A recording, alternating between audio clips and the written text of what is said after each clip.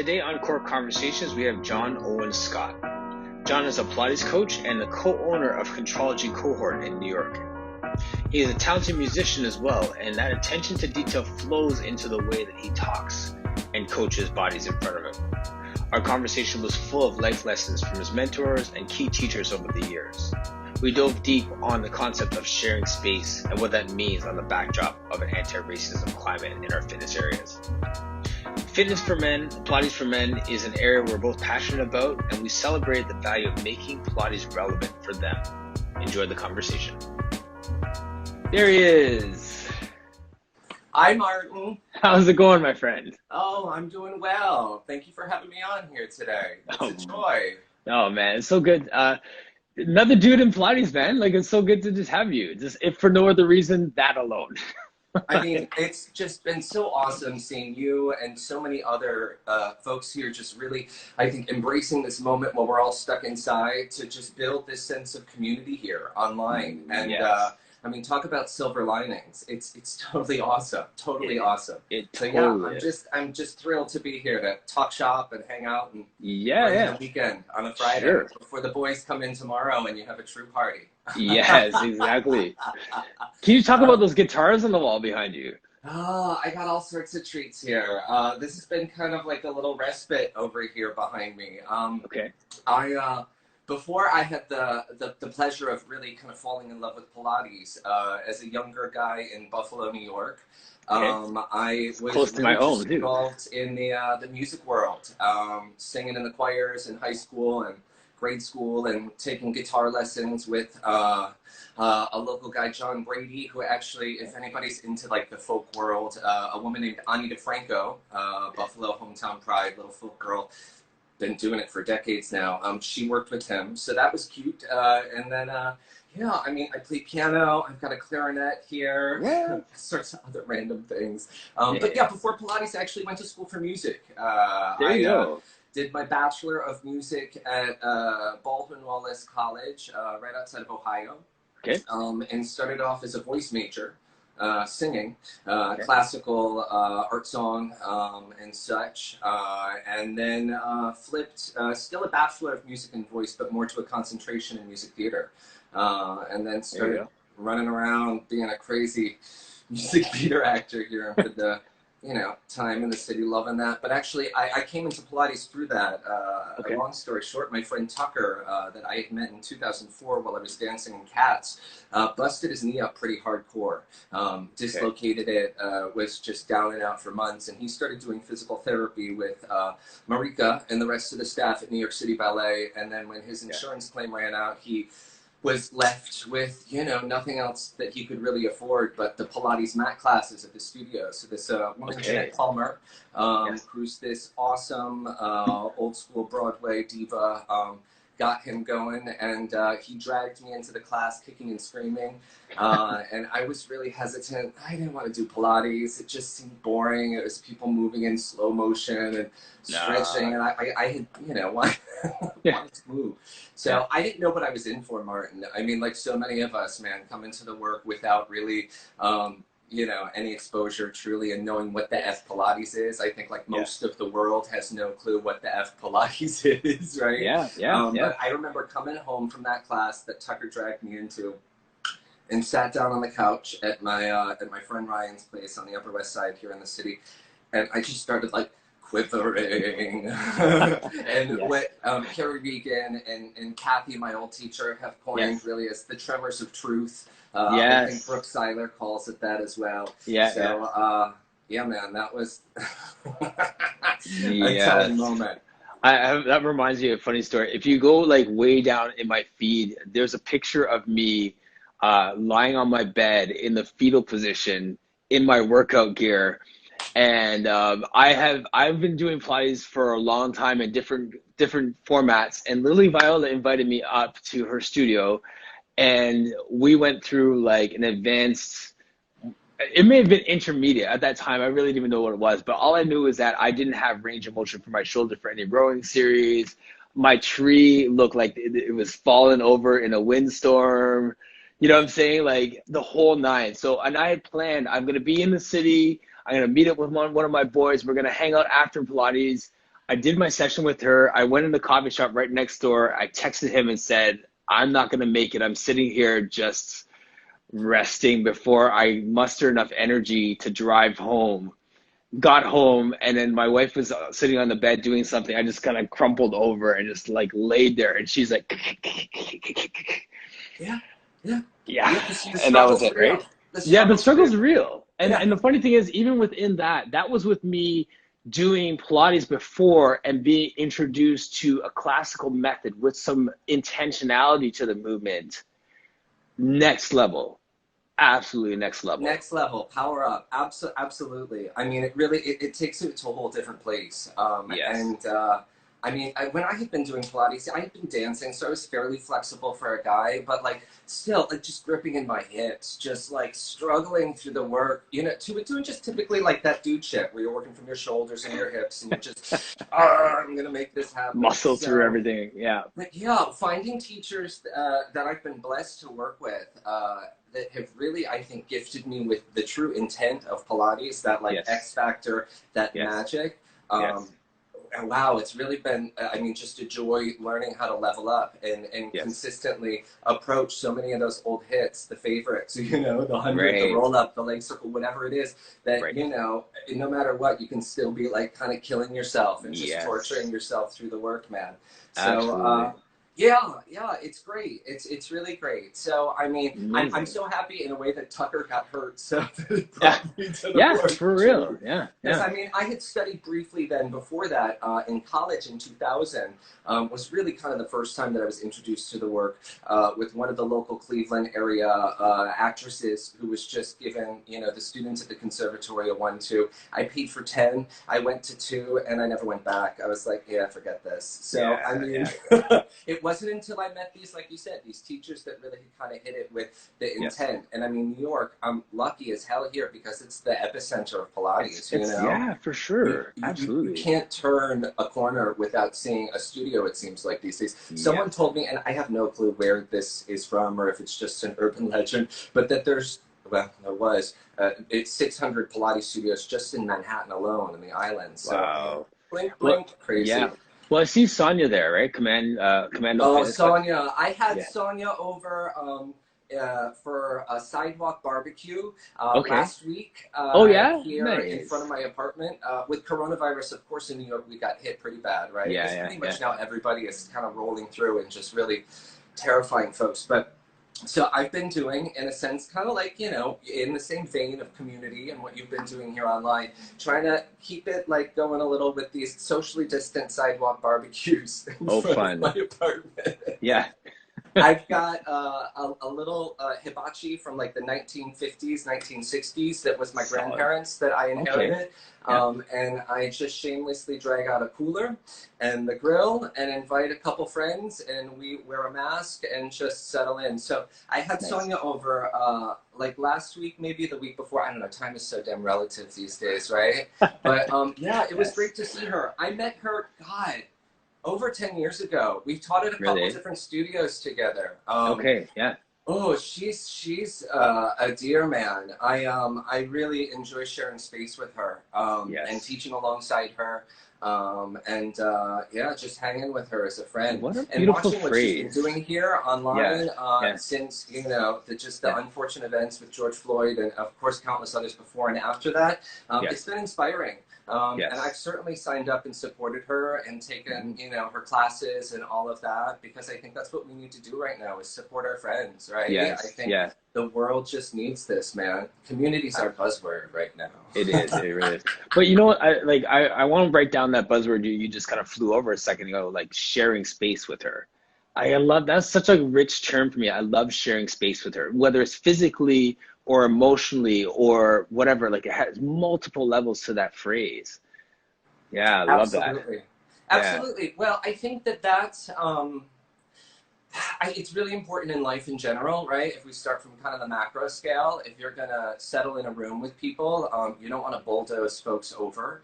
And I think that's going on in so many areas, right? People are passionate. That's great. We need passion. But I think that to truly just kind of connect, you need to settle in and listen.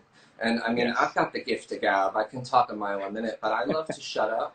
and just settle in and listen, and kind of forever be a student, in a way. It's just, Yes. it's a joy. So yeah, I mean, sharing space is important, and Yes. having these conversations, and Sonia is really just, like I said, just giving me some food for thought here. Even though we have shared space for over a decade. Yeah. Yeah. So yeah, What would you that's that. say? I'm sorry, just thinking about that. So, what would you say is one of the main takeaways you got from speaking with her? Like, I have one that I've repeated a couple of times, but what would you feel is like one of the main takeaways you got from your dialogues with her of late?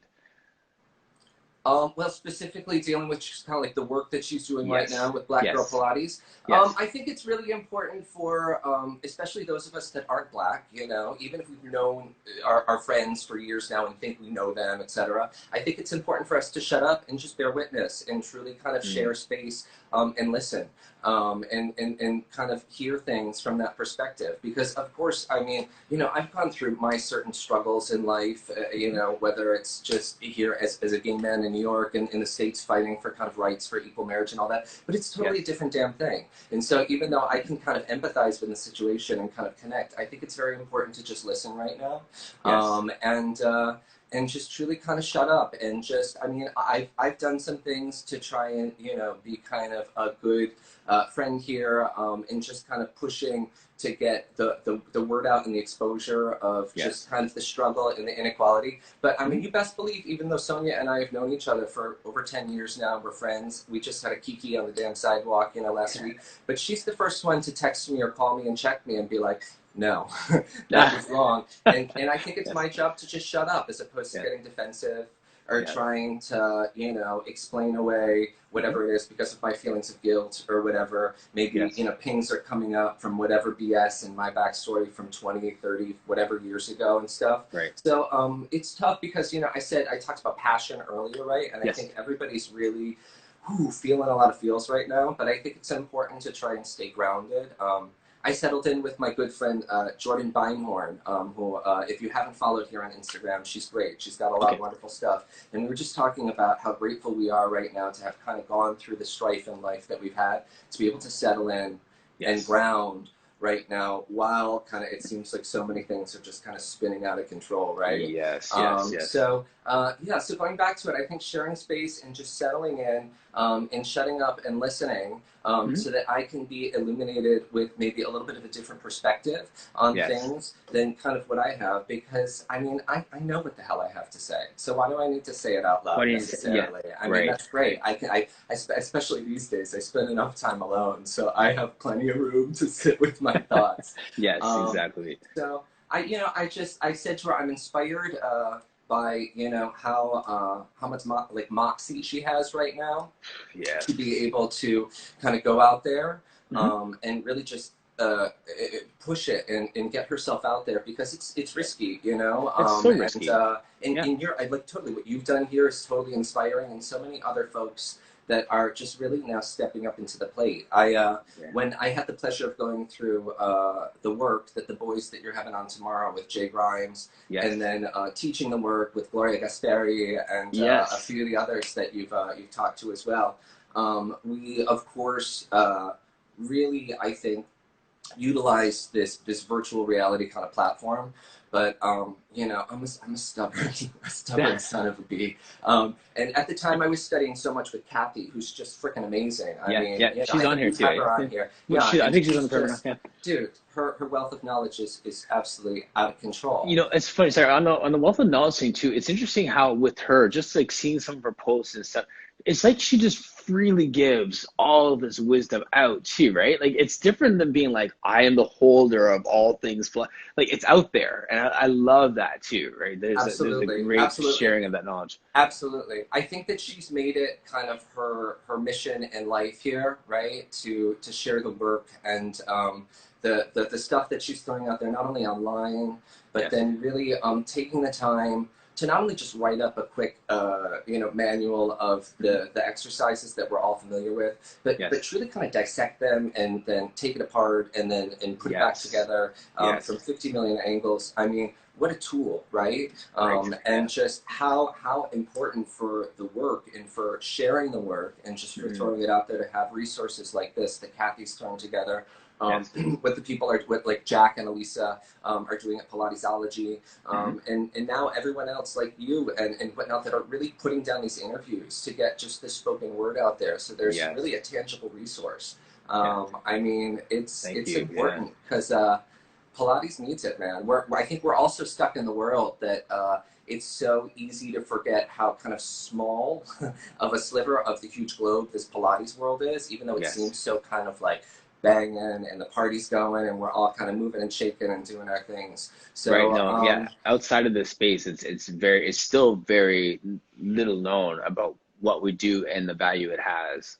Absolutely. So it's been really, I mean, exciting. Even before this pandemic, I can just come into the work as a guy and see now the work having like just, I think, accessed by so many other like men, right? Yes. And I mean, it's been awesome working with Jay and Kathy too, who really just kind of pound it out there, and I think give the work that vibe that you know, it's not this dance thing, and that's great. Like, dude, whatever. I danced, I did that, and Jay danced as well. But he's like, it's not effing dance.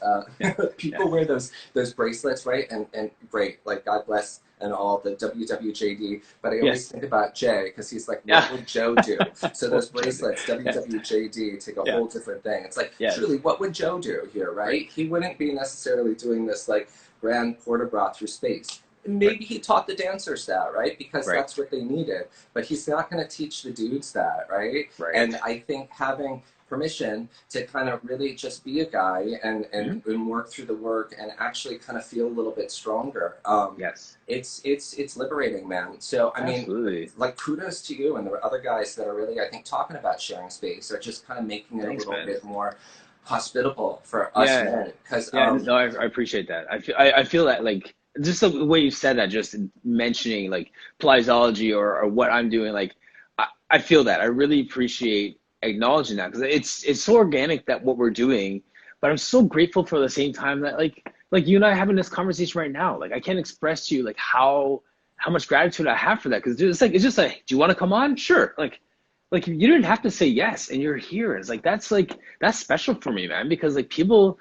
Like even Caroline in Germany there, she's like, I don't know you, but I already admire you, right? Like you got admirers, like 21 minutes in. Like, I love it. I'm gonna start putting out my address, my Tinder link profile, all that type of stuff. COVID connections here. No, man, it's beautiful. It's really, I mean, like I said earlier, it's been silver linings, and I think that as everybody just, you know, it really here, it just boils down to just the work and us all sharing the work. And I remember one of the last sessions that we as like a collective had with Jay Grimes at Ye Old Vintage Pilates, may she rest in peace, but she's still alive in the online world. Not Sandy, the studio, not Sandy. But he was talking about just, you guys all have a different voice, you know, and he didn't maybe say it in these words, but, you know, essentially there's so many different roads that lead to Rome. And, you know, passing the torch to you guys, and more than that, there's enough fish in the sea. So try and not chop each other down. And, you know, I was going back to earlier talking about how I think we just, the world in general has no clue what the hell Pilates is. So really, it's just, I think it's best for us all, you know, despite maybe whatever differences and stuff we have, to just kind of work with each other. And right now, like we're doing with these conversations, at the end of the day, we're all doing the same thing, you know? So it's great. Trying to help people, man. Like, yeah. Martin, where are you? You're in Canada? Are you in Toronto or? I'm like 20 minutes outside of Toronto. Small, like not small, but a city called Mississauga. Okay, yeah. Which, fun fact, is actually where the Toronto airport is. Right. So I was born in Florida, but at like 5.5, I moved up north to Buffalo. I'm convinced I was like a terrible kid, and they were like, we're punishing you and bringing you north of the wall into the tundra. But no, my mom's family was from the area. But as a kid, I mean, especially as a teenager, and certainly with like the drinking laws being what they were, you know. Exactly. Oh my God, we were driving up to Canada so much. In high school especially, we would pass notes of course, because no one really had a cell phone. And we said, what are you doing after school? Nothing. What do you do? Meet me at my car, and we just drive up to Toronto and, like, you know, throw back, run around on Yonge Street, go to the Eaton Center, do whatever we want to do. Young Dundas drive Square. back down to Buffalo on the QEW, like effing Cruella de Vil, like dodging cars. Yes. I mean, yes. Yeah, That's so, Toronto. Yeah. It's so diverse, right? Like that's the thing I love about the city. It is really diverse, and there's great food, great live music, and now it's starting to just emerge once again, coming out of the slumber from quarantine. But yeah, man, it's a great city. I love it, and I love, like, in a sense, kind of putting it on the map with this stuff too, right? Because, like, everyone's all over the world, and now they're seeing Mississauga, they're seeing Toronto, and I had someone from Milton. Like, if you know where Milton is, that's like, I love it. I love it. Yesterday. That's totally rad. That's totally rad. Well, I mean, like I said, 3 cheers to you for giving voice to people and for just kind of sharing the work. This guy, Michael Plunkett, that was on with you 2 days or so. Awesome. Like, I've never met him before. We're kind of like totally 6 degrees of separation, right? My partner, Katie Yip, is really good friends with Jessica, his old teacher. And now Michael and I have just kind of like maybe like rendezvoused randomly online, just liking a picture here or there. And so it was totally rad getting to know him. I mean, how cool. How cool. So, did you catch when we had a really cool talk about sports and athleticism, and we were throwing around all these, like, athletic analogies to talk about Pilates. I love it. Yeah, I can see it. Yeah. It was pretty cool. Like, and just, like, you know, I'd love to hear just from your perspective, you know, from what you've learned, that mind-muscle connection when it comes to Pilates. Like what do you say to, like, how do you translate that to your people, just the importance of a mind-muscle connection? Well, so I think that, you know, as we talk about sharing space earlier, right? Let's circle back and we'll connect on the conversation. Sure. I think it's really important to settle in and share space with your client and not just be like the autocratic dictator, like, you know, telling them how the work is going to be. And I don't know if it was Michael's conversation or another conversation that you had with somebody else, but you were talking about teaching someone and, you know, then maybe doing an exercise somewhere and you're like, all right, I guess we're going to approach it that way, but there's some wealth in that. So anyways, before I get lost on a tangent, I think it's important with clients to, as they first come in, have a quick conversation with them. Jay and other teachers have told me about, like, how Joe Pilates, at least in the very beginning, would settle somebody in on a Cadillac and just basically shoot the shit with them for maybe like 5-10 minutes and let them talk. But Jay's so funny. He's like, honestly, Joe wasn't listening at all. He was just kind of taking it all in. The specifics were kind of in and out. But he was watching how that person holds themselves, how they're sitting on the caddy, what's going on, what their energy is, and all of that. So I think once you get an idea that someone's settled into the beginning of the workout, whatever it is, whether you're doing some pre-Pilates, all that, you get a feel of kind of where they're at, and kind of know then, I think, what they work with. So, I mean, if I have like somebody that is working with me that's a musician, I'm going to try and approach the music, like the work through the perspective of a musician, right? Of course. If I've got somebody that's like a big, you know, dude, like a football player, I'm not going to sit here and call like a squat a plie or something, even though maybe essentially the move is like the same damn thing or whatever. Like, you have to use the words that are right. I mean, so Jay always talks about his gripe with Pilates Style magazine because there's all this talk about the pelvic floor and all these other things, and he's like, why do you think men aren't in the Pilates studio? Like, what guy wants to come in and talk about his fucking pelvic floor? Like, well, that's incontinence, you know? Dude, exactly. Well, that's what I keep saying about, like, gender-centric cues, right? Like, that's one of my pet peeves is, like, roll down to your bra line, like, engage the, like, you know what I mean? Like, those kind of phrases, like, they don't push men away, but they definitely don't draw them in. No. You know, absolutely. Like, don't call the elephant with one leg in the rear an elephant with an arabesque. You say to him, dude, stick your leg out to the back. Stick your leg out. Yeah. So I think it's just talking to people. And I mean, I've had the pleasure of, I think, learning Pilates really more and less kind of for me throughout most of the journey, and then going along and doing the official work of kind of getting pieces of paper along the way and different certifications to make it more legit and official, right? So I can actually teach. And because of that, I never was really introduced to a training program that had more or less like a script of cues that you kind of use. And everybody from this school says, these certain words. You know, Yes. there are the schools that you can identify. You're like, oh, they trained with that person. And I'm sure there are things that come out of my mouth that definitely kind of give away that I studied with Who you taught Kathy, with. or I studied Right. with Jay, or I studied with whomever, you know, pick the different person. But I think it's really important to find our own words. And when I was settling in with Kathy, when we had first started our relationship, and although I was teaching in New York and doing pretty well, I still felt like I wanted to get another certification. And I almost went through one of the programs here in New York, but she said, listen, go see Jay because you have a good relationship with him. But he really, I think, is not forcing people just to have one word, one little thing. He's working, of course, to have the work centered and from a long line and this two-way stretch, but he's not trying to push people into a box. And so I really appreciate that Kathy gave me that wisdom. And throughout it, I've been able to really, I think, explore my own voice. And then just from that, when I'm teaching, I think truly just, you know, have a conversation and just be present with the body, and learning when to just shut up and not give cues sometimes, because I think all this verbal garbage that we're told that we need to say can just get in the way, man. You know, when I took one of my earlier certs, one of the words that stuck with me is an economy of words. Yeah, that's and I love that phrase. It's just like, yes, like, you know, we need to have an economy of words. Like, stick your leg up. Totally. If that's get those words where they need to be, then that's the words you use. Totally. I've had the pleasure of taking a handful of lessons with Chris Robinson.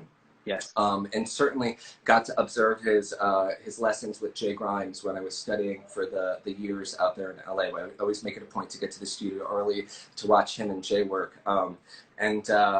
I just remember talking with Chris, and he said this, I think, in different formats too, but just about cueing. And when he came to New York, and he started listening, he was like, why is everybody like sing-songing through like the whole damn workout? Like, what the hell's going on here? And I mean, I can be guilty of just kind of like getting freaking crazy sometimes, but I think that there's a time and a place for that. Like, oh God, Kathy's got a great analogy, and I think that this goes for, and I believe maybe Romana gave her this as well, but and it goes for, I think, your personal workout, and this is how I was originally taught, but I think, you know, you can look at it as kind of teaching technique too in the way you're imparting the work. There are days to go in. I believe this is how Romana talked to Kathy, and Kathy said to me was, within your week, you want to go in maybe one day, if you only have like 2 days a week per se, of course we all want to work out every day if we can, or at least 3 days a week or whatever, but if there were only 2 days, one day you'd maybe go in like a watchmaker, and you'd tinker, and you'd work and fine tune things, right? But then there's other days that you just got to go in there with the sledgehammer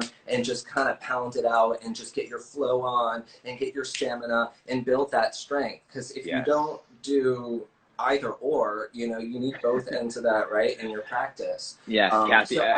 Kathy was like, that was me. Yeah, absolutely. No, Kathy's got so many great lines there, and I think that you know, it's kind of like a piece of music here, right? It is. So you've got this wonderful just kind of arc in so many so many musical pieces here, where it starts off maybe really slow. You've got like this tiny pianissimo piece where it's just a small little melody line coming through, and then the counterpoint starts to come in from underneath to kind of play, and it challenges through that piece, and then they start to intertwine, and then the orchestra starts to build underneath, and the tempo starts to swell, but then it slows back down again, and then you rebuild. And I think that that's present so much in the work of the reformer, the Pilates just method in general, right? That was beautiful imagery, man. It's especially when it's like a grand symphony. I think in the end here, you know, you have just a truly, I think that's the goal, to have a piece that kind of moves through from start to finish, and it's got its individual movements. Where in the classical world, when you go see a concert, you take pause, and then you keep moving. There's no applause. It's not over. You just take a breath, and then you keep moving through. And that might be, you know, the moment of transition, but you're not relaxing, right? You're still there. The piece is still going. The musicians still have their instruments upright. It's just a brief moment, and then it goes again. So, you know, man, I mean, we just went down the rabbit hole of music, but I was going to say something about martial arts. Great. Like, I think that whatever it is, you need to impart kind of your perspective and all of that in the work. So, absolutely. I was going to circle back actually with that to the like with the music thing. When it comes to training, I think it's interesting how, like you were saying, like a musician comes in, a guitar. Let's take the guitar on the back wall for a second. you know, if someone plays guitar, that's a very unilateral movement, as simple as that is, to understand that in the way that you teach, because they're always playing one way. I had, who was it? Someone who works with football players. And, you know, it's one thing to have an athlete. Okay, we have an athlete in, he probably does this and moves, and, you know, Kathy's son plays football. So you have someone who plays football, and then you say, okay, well, what position do you play? If he's a quarterback or if he's a lineman, then if we understand a little bit of the sport, take some time to research those things, then we understand, well, a lineman or linebacker and a quarterback are going to have different needs. They're going to have different ways that they move within the sport. But then she took it another level down and said, okay, well, you're a middle linebacker or outside linebacker. So you're a smaller, fast guy, or you're a big muscle guy. So the point I'm getting to is understanding the body in front of us is one thing. Taking some time in the background to understand their sport is another thing. Like I took golf lessons when I started to train a lot of golfers when I was working with more in sport conditioning. I went out to Lionhead and took some lessons just to understand more of the mechanics and took the game up so that I can come back and be able to speak their language a little bit more. So I think that that's like the next level for us as instructors when we want to study the craft that our students are in, so that we can speak that much more effectively to it. 100%. Yeah, absolutely. Absolutely. I mean, I've got this client, Giannis, who's a doctor here at Mount Sinai here in the city. And he, on his spare time for years, has gone down the block and studied at keto. I had no damn clue what a keto was. I knew it was some sort of martial art. But right. So, I mean, of course, what did I do? I went in, I started looking things up online, and then we can have conversations about the way that the Pilates movement here is going to really help him in whatever work he's doing with his bow or any of the throws, and, you know, and safely rolling through. I mean, it's totally amazing. I think Pilates just trains us for life. And I go back to that inscription, right? From what I understand,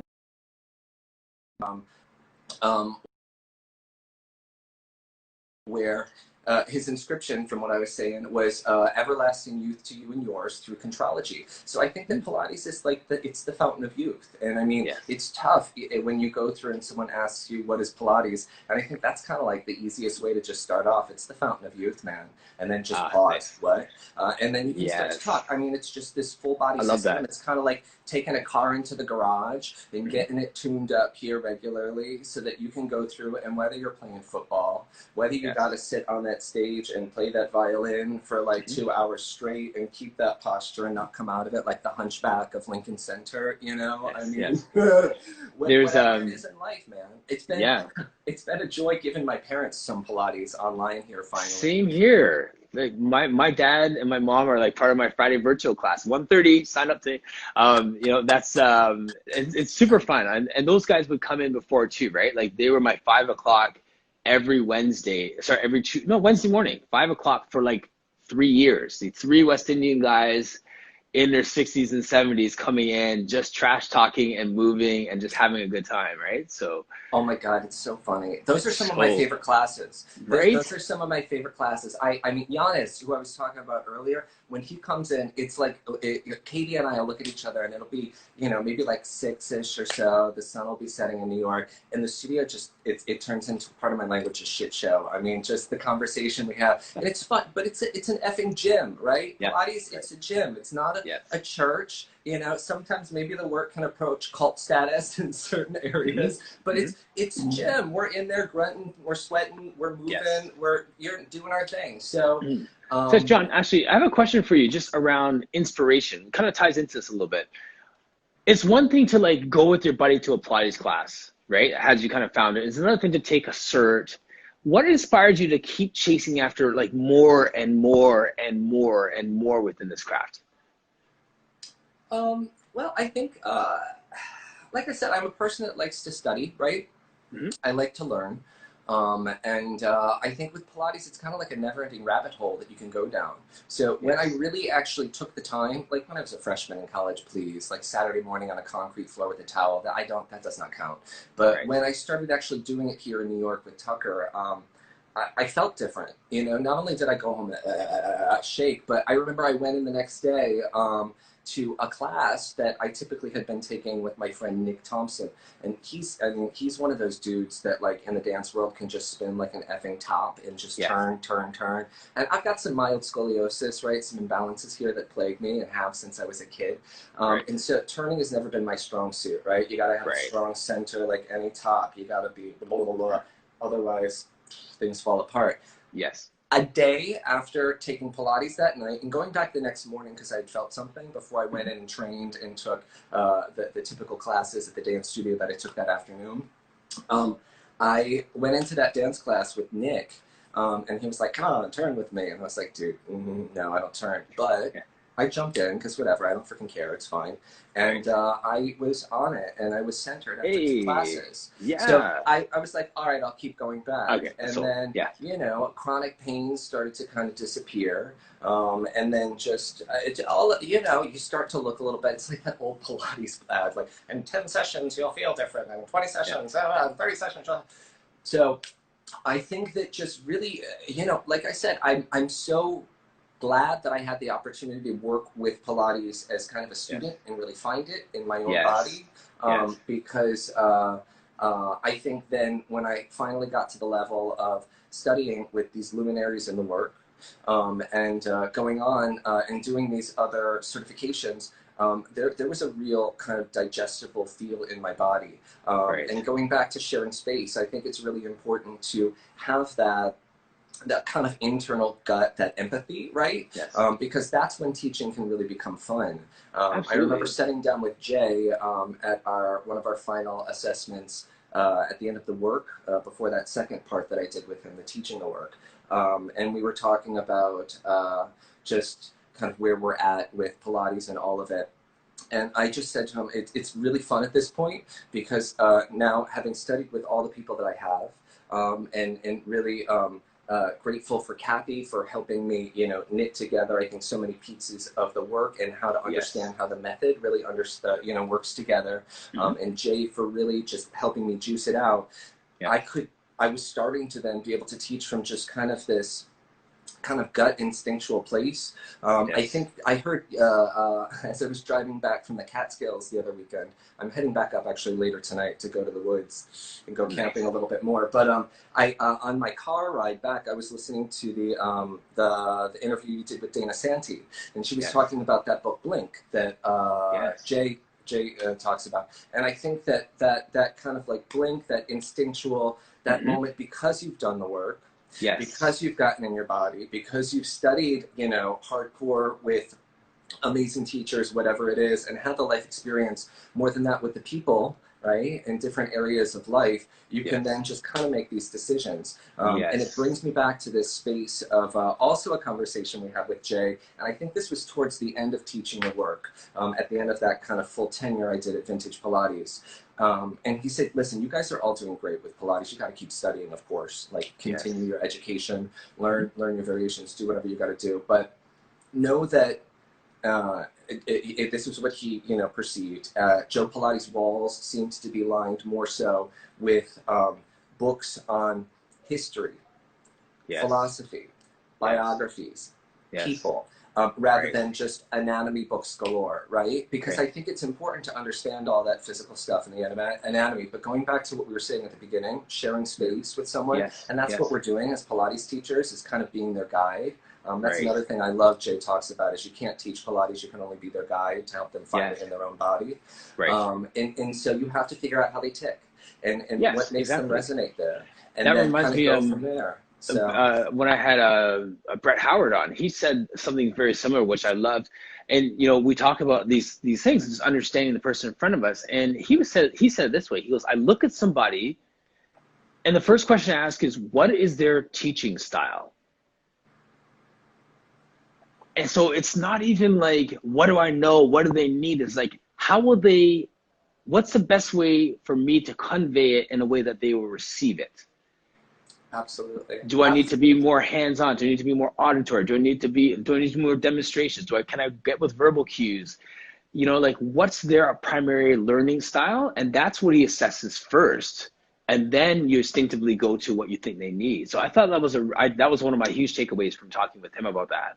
So true. No, it's so true. And I mean, that's the fun of the work, is I think figuring out how we can dig into it, with each person, Yes. and make it resonate with them. Right. And then from there, start to really work the method, to Yes. give them what they need. And if maybe that day it's just to move, and to move poorly but safely. Of course, we never let them move dangerously, of course. but just let them move through a workout, Yes. and just go. I mean, Jay talks about those, the Ramana principles that came from the Friedman, what is it, Eisman book there, of breath and flow and precision and concentration and centering. And so I think that they're great, but Jay was like, Joe didn't know those principles. They weren't around. Like the principle that I can impart from my time at that studio with Joe and Clara was move. Just move. Move. Yeah. Right. And I think we need to move. It's important to dig in, and those are wonderful, and I use them a lot, because I think they're great teaching tools to tick through that list and hit them, right, as we talk about what funnel or perspective we're going to impart the work. But yeah, man. Yeah. Oh, I love Brett Howard. Good stuff there. His his husband Tetsuo actually and I worked together before I got involved in Pilates. Doing cats. Once again, another friend. Different contract of cats. Yeah. I remember talking to Brett and he said something about his husband Tetsuo, and I said, wait. I don't think there's a lot of Tetsuos that I've crossed in New York. This has to be maybe the same person. And yeah. There you go. 6 degrees of separation, man. Yes, exactly. When we're talking just about like your learning styles and teaching styles, when I was doing my master's in counseling, one of the very first papers that they gave us right out of the gate, before we even knew anything, was you write down, what is your philosophy of counseling? What do you know? What do you think? How do you approach it? And then 3 years later, when we're finishing our degree, they asked us again, what is your philosophy of counseling? And the point was, you're learning different approaches, different teachers. You sat down with the Kathys of the world or the Jay Grimes of the world. We learn these different things. We glean these things. You integrate it into what we brought to the table, and then you land at your philosophy. It pays homage to its origins, but then it's also sprinkled with your personality. And I hear that in what you're saying right now. It's not like you're not just regurgitating what you learned from Kathy. You're not just regurgitating what you learned from Grimes. You have your philosophy of Pilates that is informed by Contrology. Yeah, I think that's kind of the joy of the work, right? Or it should be, at least, just kind of discovering how this makes it, I don't know, just affects your life and where it goes. And I think that's been the real joy in teaching, just Pilates, Contrology here full time in the city now for years. And certainly the clients that I've had for a while, be it, younger folks that are at, kind of like in their 20s to my octogenarians that are 86, 87 and are nailing it right now within their whole way. And just kind of seeing the way that it just really can affect and move through lives. And the way it's different for everybody too. I mean, because let's be honest, when you look at every one of kind of the folks in the little Pilates family tree here that studied right underneath Joe, they've all got a different perspective on the work, and I think it's all legit. It's just what is our individual experience. So it goes back with, I think, really just being present with folks and seeing then, what makes them tick, and that's so cool. I love that you did some work before Pilates here in like social work and counseling and stuff like that. Yep. Rad. My brother Chris in Buffalo actually is just finishing his master's in social work at very cool. University of Buffalo there.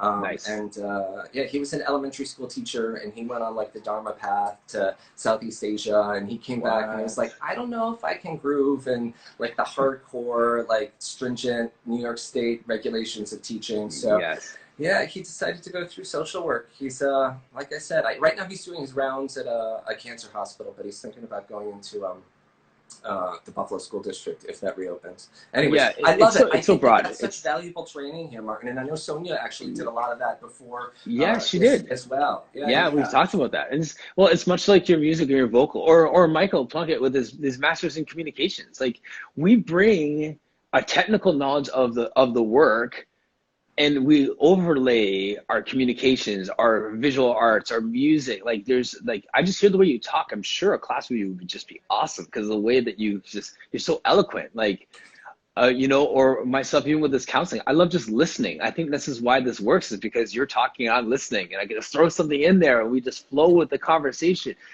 This is Just what keep we going. do.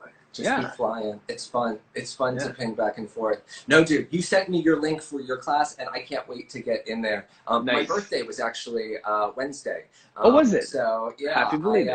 I've been kind of on the birthday roll over the last week and a half or so. I was There up you go. in the woods again last weekend, camping at Moose Mountain in the Catskills. Like I said, I'm heading back out this weekend and trying to Nice. kind of embrace some good outdoor time and be Yeah. responsible and distant and safe. Yes. Am I allowed to ask how old you are? Or? Yeah, of course. I'm 38. I'm a There you 1982 go. baby. August 12th, 1982. I have no problem. There you go. I'm pretty Nice. open. There you go. Yeah. Pilates people are usually in good enough shape that they can brag about their age. So I usually just, Pilates is the fountain of youth, man. I remember yeah. some story Jay was talking about this woman named Shady. Of course, her name was Shady, and she was at the studio, and I think she studied with Ramana, and Jay was back there teaching, and this guy walked in, and he looked around at everybody doing their Pilates, and like most people, when you look around at people doing Pilates, it's kind of like, all right, let's get lunch, forget this. But like, Shady was on the reformer, and she was maybe around like 90 years old. And she was in a full like side split, right? Just pressed out, arms to the side, just being freaking Pilates strong. Yeah. And the guy walked in, and he's giving Ramana some gruff, and he says to her, I mean, what is this for? What is Pilates for? And Shady presses out again, and she says to him, Pilates, young man, it keeps you strong so you can go out and boogie all night long. And she reaches down for the floor in the stretch, and she reaches out, and she does her back bend and closes the carriage. Like a boss. And Jay talks about these 90-year-olds that were doing headstands and stuff at the studio, you know, no problem.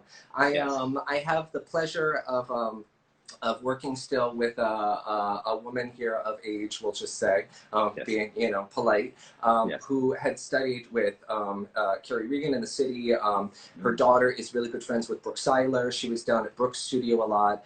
And now she's with me. And I mean, in her 80s, she's nailing it. She's doing great stuff. She's rolling over. She's doing, you know, teasers and push-ups and all of that. I get intimidated with her. Right. But it's so freaking inspiring, because that's what this stuff is, you know? Yeah. My little client Wayne, who just had his hip replaced a couple of years ago, and now, I mean, at 80-something, here he is at 7:30 in the morning on Zoom with me, doing his roll down, walk out, push-ups, coming back up on the wonder chair, doing his stuff. It's just, it's so cool. It's so cool. So at 38, I'm like, yeah, I feel great. I can't wait to, you know, be like nailing it, hopefully, later. Oh, yeah. Best years are still ahead of you, man. Way ahead of you. Thanks, dude. Thanks, dude. We didn't talk about Contrology Cohort, like your actual the studio. Oh, yeah, the studio itself. God bless it. Well, so I haven't been there since freaking Friday the 13th, basically. Man. Wow, yeah. March 13th was the last day that I taught in the space. We're still in this weird no man's land here in New York City, where we haven't been able to reopen, right? Just because of the unique nature of, I think, the population density. It's tough. It seems like kind of a bit of a double standard while people are going in and getting massages and their nails done and their hair's done. But so I haven't been in the studio since then. I've just been teaching here at home, pretty much just online at my computer over here. Freaking guitars in the background. And just like you said, kind of really using economy of words, and when I need to, kind of putting on a show to wake people up a little bit and scream and shout. So I'm grateful now. I've got a lot of space in New York. My good roommate Adam, who I saw in here earlier, he moved out to LA a couple years ago. So now I've got this apartment here with some space. So I've got an old Gratz reformer up here that Jacqueline Neves had sold to me. It's beautiful, beautiful. And I think I'm actually going to move one of the reformers up in here and just start teaching a little bit more on here, because I don't think we're doing any in-person Pilates, at least through the front end, anytime soon or anything, right? So we were just hanging in there. The studio's great though. Katie and I, you know, had been renting around, I mean, kind of brief history around town. and had built our own individual practices. And we just kind of said, you know what, we really need a space that we can just kind of go through and feel like we can just teach the work through our own voices, right? Because you were talking about that earlier. So we hemmed and hawed and ran around, and over the last, I'm going to say, year and a half now, February, this upcoming year will be 2 years technically. Okay. We've just built up the space, and it's been great, man. It's more or less just a little kind of remote little renting space. Ah, yes, Martin, you need Katie up on. Absolutely, you need my partner on. She's great. So it's been a nice little renting facility for us, and we've been able to host some good little workshops. We had, yay, Katie's here. Hey, Katie. Katie. Katie, we're talking about you. You're burning. Yeah, so we've had a lot of fun in there. Really, I think just, you know, talk about sharing space. And we had Jay in there, and he was able to really, in addition to Gina down at Grasshopper Pilates, introduce his reformer to the community in New York. And Katie's been able to really kind of explore all the work that she's doing there. And it's just, I mean, it's been so inspiring. So I miss our little playroom. We're hanging in. We're making it work. You know, Katie and I are rolling through. We're both survivors, and so we'll see what happens in the future, man. I mean, make it work. What's going on in Canada right now? Are you guys open and able to see clients? We are. Yeah, we are. So I'm in a unique spot too, where this gym training therapies clinic where I work, because it had chiros and stuff, we've been open from phase 2 in a very, very limited capacity, but that allowed me to get, you know, some of my high need clients in. And so we've had a little bit of momentum. August 1st, we opened up officially. So now we're starting to just see more people come in. So it's slowly starting to ramp up, and I'm just trying to find that balance between keeping these core conversations going in different iterations, because it's been so good just pulling the community together and just celebrating the superheroes like yourself that are out there, man. Like you said that earlier. Actually, I didn't want to interrupt you, but you said that earlier. We got like 6 minutes left here, but you're talking about luminaries, and you said, like, you dropped these names. I'm like, man, you're in that group. I'm just another crazy teacher in the city. I'm really lucky in that I've just been led on the path to work with some awesome people, and, you know, have really put in some good time. So I feel so blessed right now to kind of have them all, and you're kind to say that about me. Yeah, so I mean, I think now I was saying to Sonia, I think as we kind of approach our end, to kind of just wrap it up, I'm just so inspired with what you've been doing here. And what Sonia's been just fearlessly doing out there too, and, you know, with everybody else. And even though I had been really hesitant to kind of throw myself online, because I just love connecting with people in person, and just even though, I mean, dude, it feels like we've been in the same room having a cup of coffee, like chilling. It's great, right? I think you've got that magic and that gift. And Sonia said that about you. She's like, Martin's a doll, and he's just going to make you feel so at ease and comfortable, and you have. So thank you. But I think that despite my, you know, hesitation just in general about the online world, it's been really cool seeing you and everybody else out there just throwing down. And so I feel kind of like, all right, dude, get out there, you know, and just throw your stuff out there. You've definitely got some random things to say, and you know, I have no problem being checked here and there. I think it's important, right? Yeah, absolutely. We need to continue to kind of listen and learn, and that's how we get better. Right? I think, was it Colin Powell who was talking about, I think the greatest things that he's learned have been through his faults. You know, you got to fall on your face and then get down, and then you keep going again. So, yeah, man. So thanks for inspiring me, and all the rest of us, and bringing us together here, dude. It's been really a true joy getting to know you. Likewise, man. This is a great way to end my week too.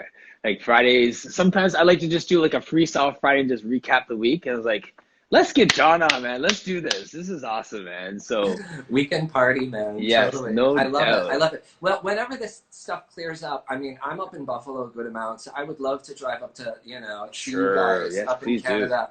and head over. And certainly, whenever you're in the city, please come down and hang out with me and Katie. You can teach. We'll give you the reins. We'll set you up with a reformer. Give you whatever you need. It's like Jay. I was like, what do you need? You need a pastry? You need a coffee? Like, do your thing. Like, I want a grand piano and a Perrier sitting on the far left corner. Done. Listen, with my connections, I can absolutely get that up in there. We had a couple parties where I dragged in my electric keyboard, a big speaker, 2 mics. I had some friends that are singers. A composer came in with his guitar and laid down some new tracks. I shit you not. We've had, That's awesome, man. All right, man. We're going to get locked up here. We're at 57. So thank you so much. It's been so fun just chatting with you today, Jon. Oh, it's a joy, Martin. I look forward to seeing more of you here, and I can't wait to meet you in person, dude. Likewise. All right, man. I'll sign you off. Thank you so much. Good work. Thank you. Blessings. Thank you so much for joining us today on Core Conversations. This organic platform has been made possible by amazing people like yourself. So if you're a Pilates instructor or a movement specialist of some kind and you want to be a guest, please message me. If you're in some other field and the messages just resonate with you, message me. I'd love to have you on. All of our messages connect, and for some reason, they all help us in this battle. We're all in this game together, so I'd love to hear from you. Let your words be life to someone else.